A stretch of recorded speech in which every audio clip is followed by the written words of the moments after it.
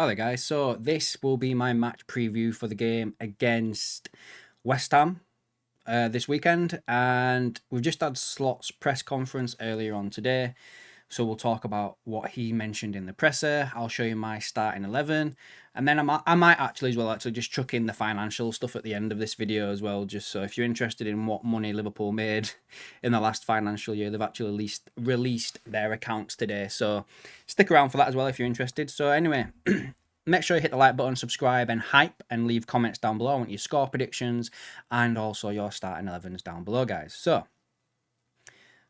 first off the mark, Florian Wirtz is not available this weekend.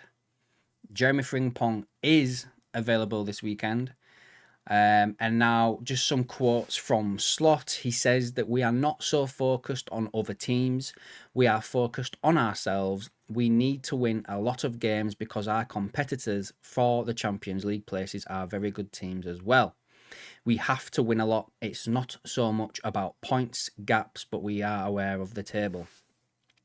Now, I think if I remember right, Liverpool are pretty much on the same points as Chelsea and United. Is that right? I'm sure that's correct. He was asked about why Salah's not scoring, and he said that he sets his own standards and they are high. At the moment, when he doesn't score, people are immediately surprised, and that's the biggest compliment he can get. 3 games ago, he got an assist and a goal against Brighton. He goes on about Salah a little bit more and talking about, having a deep look into his performances, mentioning that Ekitike and Gakpo also haven't scored, and it's a challenge for him to get him scoring again. He spoke about Alisson, saying that in an ideal world, you don't need the goalkeeper because you defend so well. But the good thing is, if we do, we have an outstanding one. He has been here 7 years now, and we only have... That's a typo there. We don't only have one good goalkeeper. We have Mamadashvili too, another one who could be number one, and I think is going to be. This place is a good place for keepers and has been for years. Ali always been number one, which says how good he is. We needed him very much against Forest after 3 minutes, and he was there for us again. I think Mamadashvili is going to take over next season, guys. I really do. He was then asked about Arne Slot. He was asked about Arne Slot. He was asked about Rio starting games, and he said, if you want to be more realistic, his playing time has improved massively in the last few weeks. There's a reason for that. He has developed as a player and become better. It's only very positive that people start to talk about him. I would love people to start talking about all the players I have on the bench like that. I really like where he is in his development, and I would be surprised if he does not get more minutes. Surprised he don't like us talking about Chiesa, does he? So yeah, and then he goes on about the media manipulating the data regarding Rio, saying, he's played in cup games, Champions League, but you're saying he's only played 89 minutes this season, which is the Premier League. To be more realistic or to tell the truth, then you have to see that he has played and improved over the last few weeks. That's because he has developed. So then a bit of a dig there at the journalists. He was then talking about the slow starts. Now this is a bit of a big answer, this guy's reply from Slot. So if you're interested, bear with me. He says, it's never the approach. If you would look, we never drop into a low block, which so many teams do. We never do. We try to press for 90 minutes and we try to create. It's tough against sides of a certain style. I won't describe it. Low block. We usually see the second half a bit more open as teams tire, and that can lead to gaps and openings, and then we can score our goals.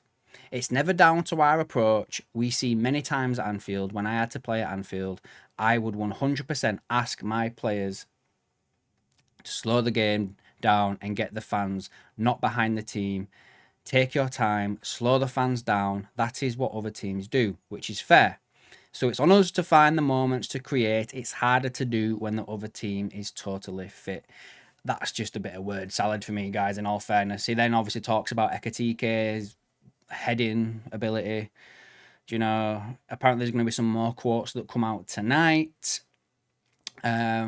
On Wirtz, he basically said that at this moment, I don't know. Usually when I say that, I do know, but I just don't want to share it with you. But this time, I honestly have no idea of when Wirtz can return. Apparently, it's a back issue that he's got. I hope it's not so bad, you know. The summit's just brought now, actually, as I'm reading this now, from Frank Hasse, the Rennes manager. He's saying he doesn't know yet when Jeremy Jackett will be back. He's receiving treatment and rehabilitation. That's where we are now. He is working in the gym. So at least he's working in the gym, anyway. So, yeah. Anyway, we'll find out who Liverpool are playing in the Champions League today as well. So, anyway, enough waffle about that. So this is where I go to my starting 11 prediction. So I think obviously we're going to go with Ali. I do think now that Frimpong's back in fit, I think he comes in at right back. Kanate, Van Dijk, Kirkez, and then I think the midfield will be Grav, Maka, Dom. Now, the front line is where this is where I'm going to show you what I would do and what I think Slot's going to do. So I think Salah's going to start in my squad and in Slot's squad. I can't think of his name then. I think Hugo is obviously going down the middle. Now on the left, I would put Rio there and just start him. Like, I think Gakpo's had his chances. I don't think he's being pushed as much anymore. You know, we've had articles coming out from, you know, Paul Joyce talking about that and bigging up Rio and everything like that. So I would pick Rio. But we all know it's going to be Cody Gakpo. I didn't mean to make him so small there, to be fair. Let's make him a little bit bigger. There we go. It's going to be Gakpo, innit, guys? We all know that. I'd love to be wrong here, and it's Rio, but I just can't see it for the life of me. I really can't. I do think this will be the team that he goes with for tomorrow. I do. So yeah, I think Liverpool obviously need to win tomorrow. It goes without saying we need to win as many games as possible. There is a video that me and Shauno did where we predicted the remaining Premier League fixtures for Liverpool. If you've not checked that out already, go have a look at it now. So yeah, I don't know, guys. I think Liverpool could draw this game, in all fairness. I really do. I don't think it's nailed on that Liverpool are going to win this game. I'm going to go with 1-1. But anyway, you let me know down below what you think the score will be, and your starting 11. Let me know in the comments. Now, just quickly to touch on this financial stuff that's come out. It says here that the media revenue has increased by 60 million to 264. Matchday revenue increased by 14 million to 116. I need a drink. The commercial revenue increased by 15 million to 323. The administration costs did also increase by 57 million pounds to 657 million. Staff costs increased by 42 million to 428. Overall revenue increased by 89 million, and then the profit after tax was 8 million pounds. Now, Liverpool have the highest wage bill totaling 428 million. It could also be linked to Liverpool winning the Premier League. Players' contracts at Liverpool are heavily incentivised and linked to success. Man City's wage bill is at 408. Arsenal's is at 338, and United is at 313 million pounds. So there you have it. That's your little breakdown of the financials. Might touch on it later on when we get a bit more news. But anyway, let me know down below what you think. I'll catch you in the next one, guys.